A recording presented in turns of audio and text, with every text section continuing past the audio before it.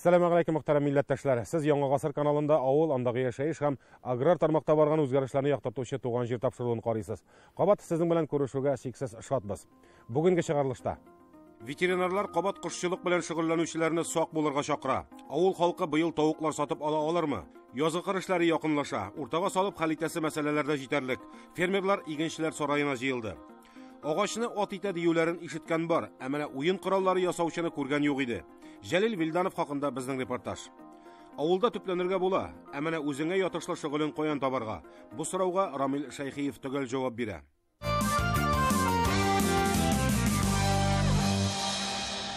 Эре малга әллә ни исләре китмәсә дә, кош-корт асраудан бизмәдәле авыл кешесе.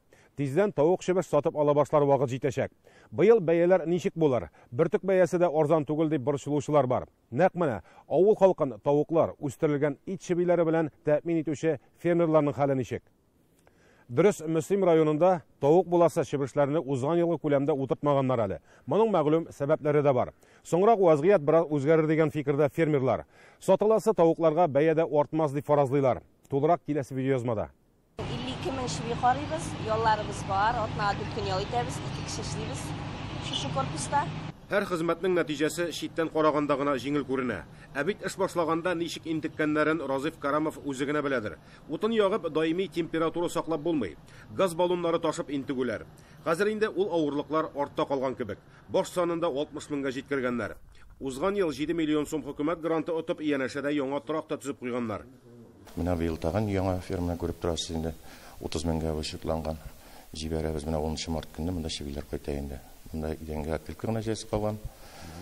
30 мең, яңа соңында Алла берсә, общий баш саны безнең 120 мең була инде. Бу сушкалар дип әйтәм инде. Алла берсә, шуларны сатып бетергәч, 20 мең генә бройлерлар утыртабыз. Бройлерлар инде 60 мең дип торабыз инде үстерергә быел. Әлбәттә, чебешләрне читлеккә утырту отышлы. Мәсәлән, бу яңа бинага тиздән 30 мең чеби кайтачак. Ә читлекләр куелса, 100 мең баш сыяр иде. Читлекләр алырга узган көздәге кыенлыклар комачаулаган фермерга. Икенчедән, идәнгә пышкы чүбе җәясе юк. Анысының да бәясе шактый хәзер. Өченчедән, шул ук 2 эшче 30 мең чебине дә, читлектәге 100 мең чебешне дә тәрбияли ала. Безгә инде икесе дә җайлы, эшләгән кешегә. Напольнида җайлы, читлектә дә җайлы инде. Читлектә утыртуның өстенлекләре тизрәк үсәләр, әйбәтрәк үсәләр. Сатырга да җайлырак. Ләйлә үзе Тойгөлдә авылыннан. Хезмәт урыны Янәшәдә генә. Карамов фермер хуҗалыгында 9нчы елын эшли инде.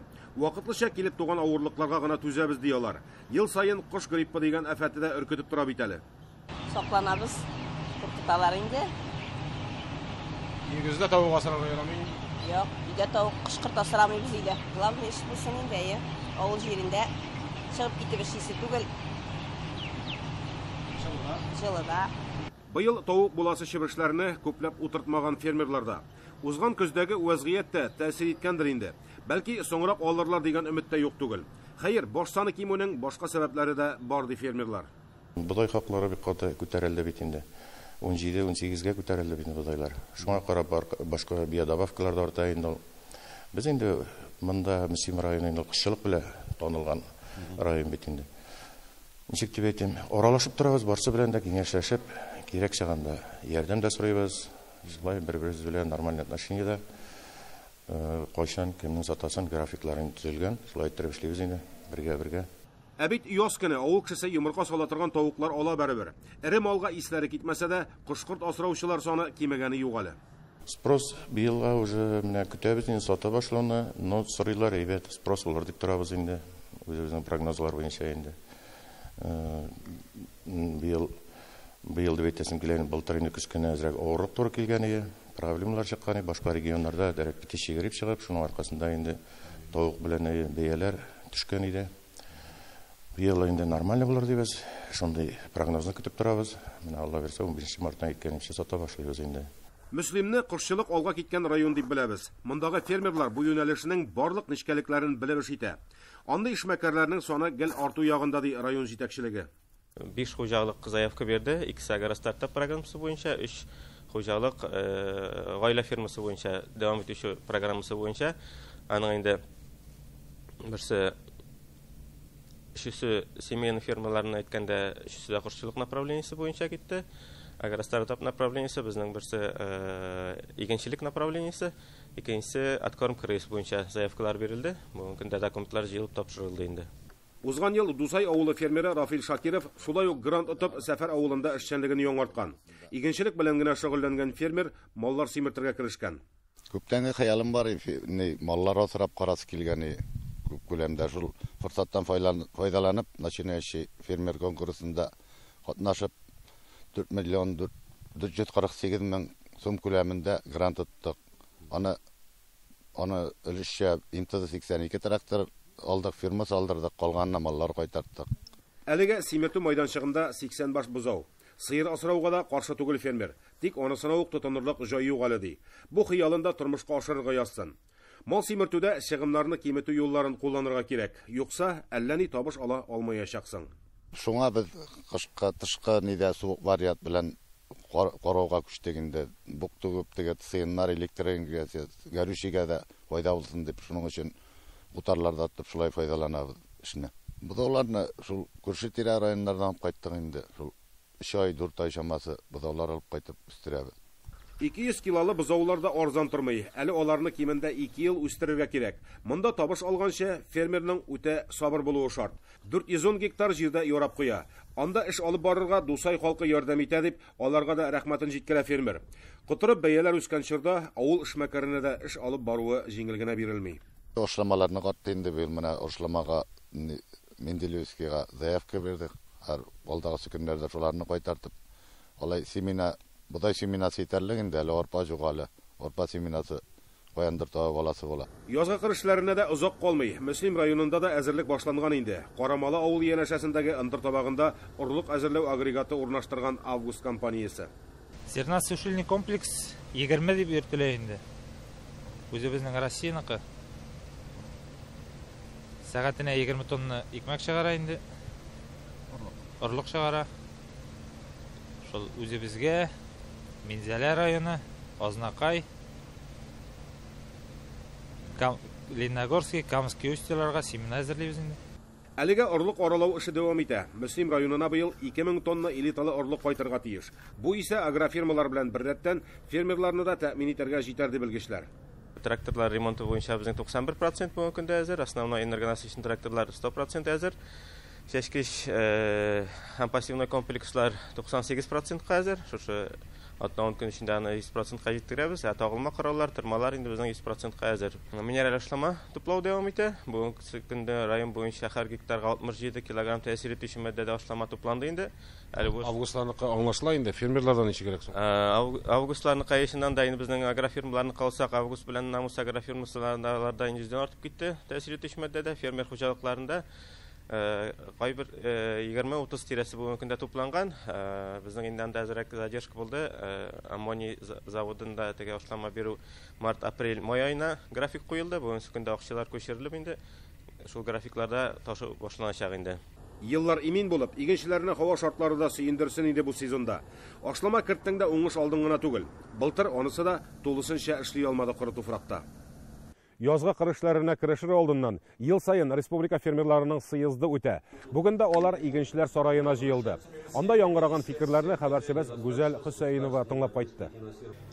Хөкүмәт булыша субсидияләр белән, ниләр белән, бик волокитный субсидияләр алу. Бик күп документлар интенсивно бөтен кешеләрдә, бөтен фермерларда шулай диләр инде. Менә шундый проблемалар бар. Техник эшендә субсидияны алып бетереп булмый. Төшенкелеккә бирелә торган кешеләр түгел инде. Билгесезлек куркыта әзрәк. Менә банкларның действиесе, процентлары арту әзрәк борчып тора. Хаклар ничек булыр микән? Может, яңа әйберләр ишетербез дип килдек. Бу хакта әзерләнгән видеоязманы тулысынча киләсе тапшыруда тәкъдим итәрбез.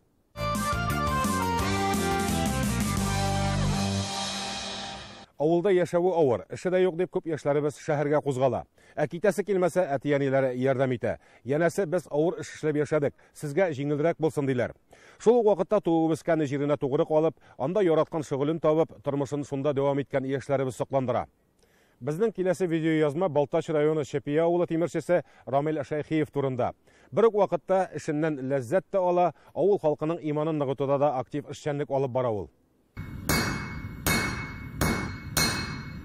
Армиядан кайткан чагы, нәрсәдә эшләргә кирәк, тегесен тотып карадык, и в итоге шул тимердә тукталдык инде. Тимер эшенә. Штейха уже менә 10 ел инде шул өлкәдә эшлибез инде. Шул үземә мастерская җиткәздек инде. Тагын 2 эшчесе белән Рамил капкалар, баскычлар, коймалар ясый. Элеккеге тимерчеләр кебек корычны бөгеп төрле бизәк ясаучылар бихисап хәзер. Аларны иҗат кешеләре белән дә чагыштырырга мөмкин.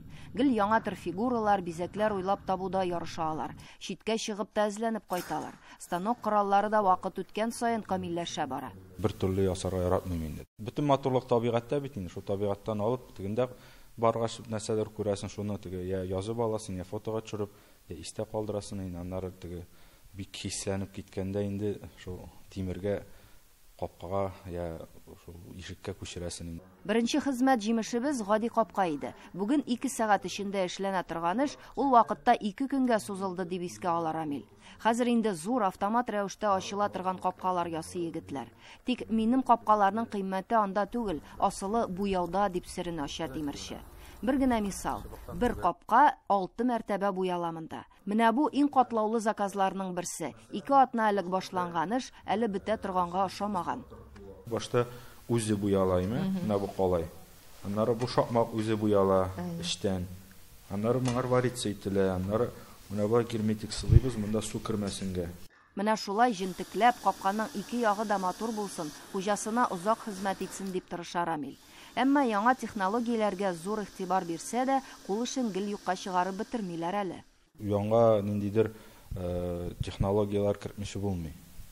Алайда чикиштән башка бар. Ну, аннан башка бармый, потому что кул эше, нәрсәгә дип әйтәм, кул эше борынгыдан ничек дип әйтәм, бәяләнеп килә. И гомумән менә тимер эше белән кеше эшлиме, агач эше белән эшлиме, шуның аның кыйммәте именно кул белән эшләүдә. Потому что кеше менә үзенең күңелен салып эшли. Иң мөһиме эшнең соңгы ноталары. Рамил үзләре эшләгән капкаларны энә күзеннән үткәрә. Янәсе аның үзенә ошар идеме алар, үзе кулланыр идеме бу капкаларны. Үзеңә ошарлык булмаса эшкә тотынасы да юк. Бүген Мәскәү өлкәсе Түбән Новгород төбәкләре белән тыгыз элемтә урнашкан. Авылдашларының фикерләре дә уңай яктан гына тырыш егетләргә карата. Бик яхшы. Алар безгә дә булышалар, без дә аларга булышабыз кирәк вакытта. Рамил безнең уңган егетләрнең берсе авылда. Ул күптәннән бер 10 еллап бардыр инде шушы тимер эшенә алынды. Бик булган егет, гаиләләре дә бик тыныч, бик тәртипле гаилә. Авылыбызда имам вазифасын башкара. Имам буларак, имам нәрсә эшләргә тиеш, бөтенесен җиренә җиткереп эшләп бара. Авыл халкыннан бер дә зарлану сүзләр ишетелми. Шипкә җирлегендә туып үскән ир-егет өчен авылдашлары белән дус, тату яшәү табигый да, кадерле дә. Килгәненә кире борып җибәрмибез инде, шул ук мәктәптән килсәләрме, күршеләр керсәме, варитәсе, кисәсе әйбер булса, бөгәсе әйбер булса, бөгеп кисеп итеп бирәбез инде. Аның өчен теге акча да алмыйбыз инде ул теге.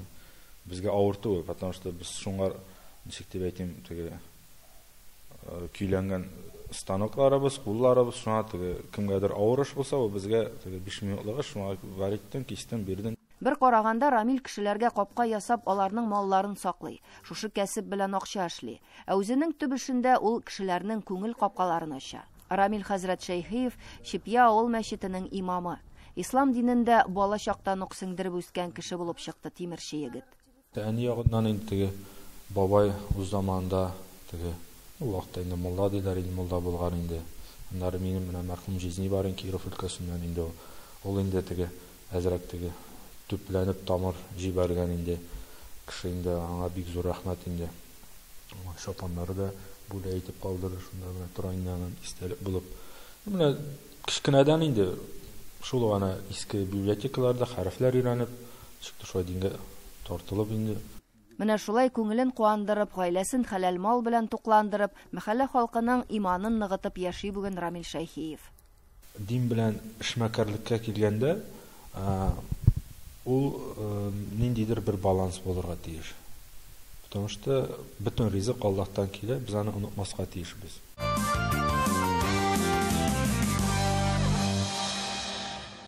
Қазіргі вақытта ауыл қожалығына заманша шетел техникасынан кем болмаған, ләкин шулық вақытта бәясі бойынша да келешілі техника керек. Үстәуіне әлі біздің хауа шартларында исәпкә алмыйша болмай. Бақсаң, нәқ менә шундай ауыл қожалығы техникасын өзебезнең илдә җитештерәләр икән. Белгород өлкәсендәге Оскольский сельхоз машина оешмасы инде дистәләгән хуҗалыкны туфрак эшкәртүче агрегатлар белән тәэмин иткән. Тат Агроэкспо күргәзмәсендә 9 метр киңлектәге Дукат 9 агрегаты тәкъдим ителде. Агрегатларның тулы исемлегендә шулай ук 2,5-нан 12 метрга кадәр киңлектәге техника да бар. Алар теләсә нинди зурлыктагы тракторларга туры килә.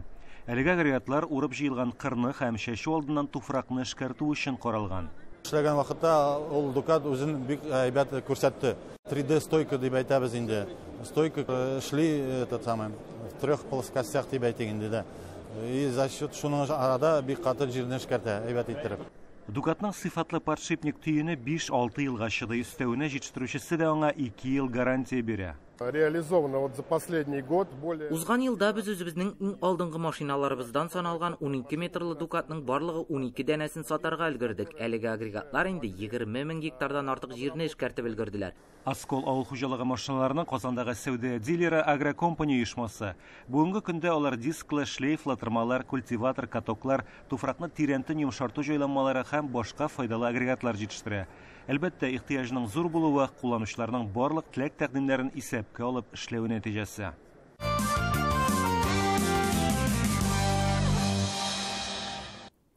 Андыйларны һәр яктан да булган кеше диләр. Бүгенге героебыз гомер буе агач белән эш иткән Җәлил Вилданов. Агачтан нәрсәләр генә ясамаган ул, әмма безне кызыксындырганы музыка уен кораллары.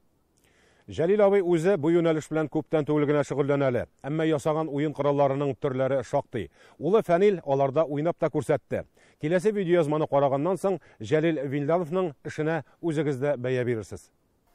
Җәлил абый тумышы белән үзе Чирмешән районының Иске Үтәмеш авылыннан. Бала чактан ук рәсем ясарга яраткан кичкенә генә малай мәктәп елларыннан ук агач эшенә тартыла. Казанда рәссам кисүче һөнәрен үзләштергәннән соң байтак вакыт Лениногорск шәһәрендә эшләргә туры килә Җәлил абыйга. Ләкин кайда гына булмасын, агач эшен ул беркайчан да ташламый. Хәзер инде Биектау районының Кыркачык авылында Җәлил абыйның үз өстәханәсе бар. Казан тирәсеннән заказлар күп килә иде. И Казанда материал ягыннан да яхшырак сыйфатлы материал алырга була. Мин бит нарат чыршы кайыннар белән генә эшләмим, экзотический агачлар белән дә эшлим. Менә красное дерево, орех, мирбау, махагон, шундый агачлар белән үземнең эшләргә тырышам. Кулыннан гөлләр тама диләр анда оста куллар хакында. Нәрсәләр генә ясамый ул. Кичкенә генә сувенирлар дисеңме, агачтан сәгатьләр, төрле савытлар, ачкыч-илгечләр.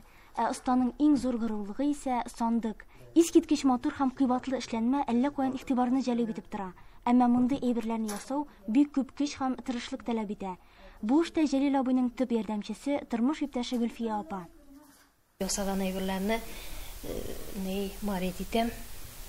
Инде ансы кисточка белән марит итеп шлифовать итәсең дә, тагын лаклыйсың, тагын шлифовать итәсең, аннары тагын лаклыйсың. Кайсы вакытта теге объемный күп эш булганда, төрле шкаф, анда кратлар, шундый зур әйберләр иптәш ясап тора инде, мин аны шуны шлифовать итеп лаклап торам.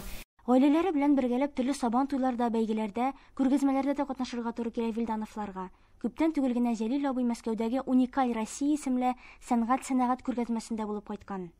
Выставкада агачтан эшләнгән музыка уен кораллары бердә булмады. Мин уйлаганым әзрәк теге үземнең кругозорны расширю, барымын, карармын, кешеләр белән сөйләшермен дип барсам, 1000 генә булды музыкаль инструментлар. Әмма уен коралларын ясарга Җәлил абыйны малае Фәнил этәргән. Моннан 3 ел элек Фәнил тамак белән җырлауга өйрәнә. Җәлил абыйның аның өчен ясаган беренче уен коралы исә монгол маринхуры була. Тора бара инде безнең якларда онытылып баручы татар кыл кубызы һәм думбралар да ясый башлый. Ул төрле агачлардан ясала. Менә булса минем нараттан ясаган. Бик тавышы матур. уйнап караучылар бик тавышы матур чыккан, яхшы булган диләр. Нарат агачыннан монда кәҗә тиресе тарттырыла инде сырым виде. Әйткәнемчә, аткылы куела кылга инде. Төрле агачлардан ясыйм. Менә бусы именнән була, минем ала теләсә. Бусы именнән булырга тиеш, тавышы үзгә була моның. Агачтан уен коралы ясау җиңелләрдән түгел. Җәлил абый сүзләренчә, бу зәркән эшенә тиң хезмәт. Мисал өчен бер думбраны ясар өчен генә дә 6-7 төрле агач кулланыла. Мондый уен коралын тулысынча эшләп бетерер өчен берәр ай чамасы вакыт таләп ителә. Ләкин иң мөһиме, музыкаль уен коралын яхшы кәеф белән, матур уйлар уйлап кына ясарга кирәк икән. Аның төп хикмәте дә шунда, кешенең бөтен күңел халәте, эчке энергетикасы шушы кул эшенә күчә.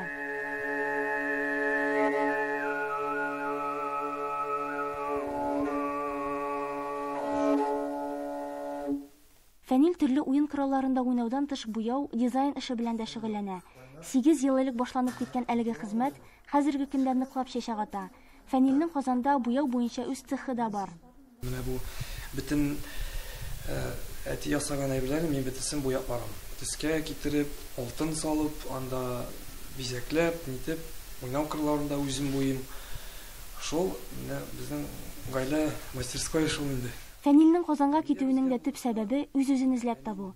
Гомумән, ул нәрсәләр белән генә кызыксынмый, ләкин аның ачкычы шушы гап-гади кичкенә генә уен коралы кубызда булып чыга.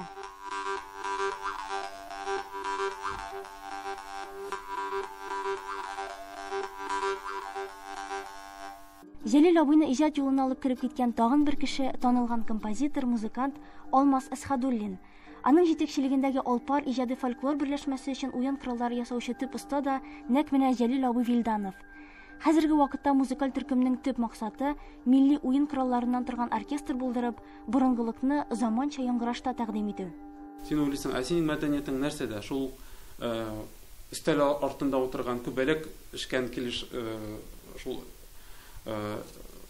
кунакларны ял иттерүчең генәме? Миңа калса безнең мәдәниятебез горурлык, шундый тирәнрәк дип уйладым да инде. Шуны өйрәнә башладым. Әлбәттә, күп төрле жанрлар ачылды, күп төрле мәдәни катламнар ачылды. Әзрәк инде казакларга, әзрәк кыргызларга, әзрәк күз сала башладым. Үзенчәлекле уен коралларына карата Җәлил абый үзе дә битараф түгел. Төрледән төрле курайлар, борынгы флейталар да ясый әле ул. Мисал өчен менә бу Төньяк Америка индейцларының флейтасы. Иң гаҗәбе шул, чит милләт вәкилләренең уен коралларында безнең татар халык көйләре дә аерым бер үзенчәлекле моң белән яңгырый.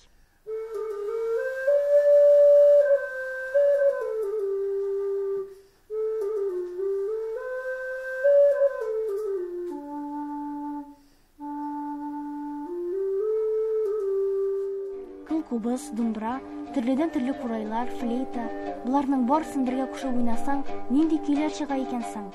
Хәер, оста куллы кешенең йөрәк җылысы белән ясалган уен коралларында һәрбер көй дә күңелне ял иттерә торган, ягымлы булып яңгырыйдыр.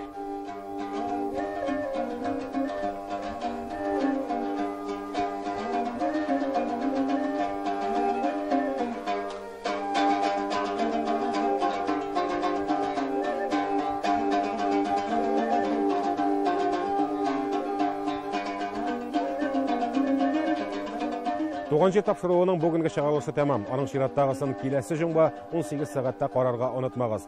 Форсаттан файдаланып тапшыруның иҗат төркеме барлык әниләрне, әбиләрне, дәү әниләрне, кызларны һәм апа-сеңгелләрне 8 март бәйрәме белән тәбрик итә.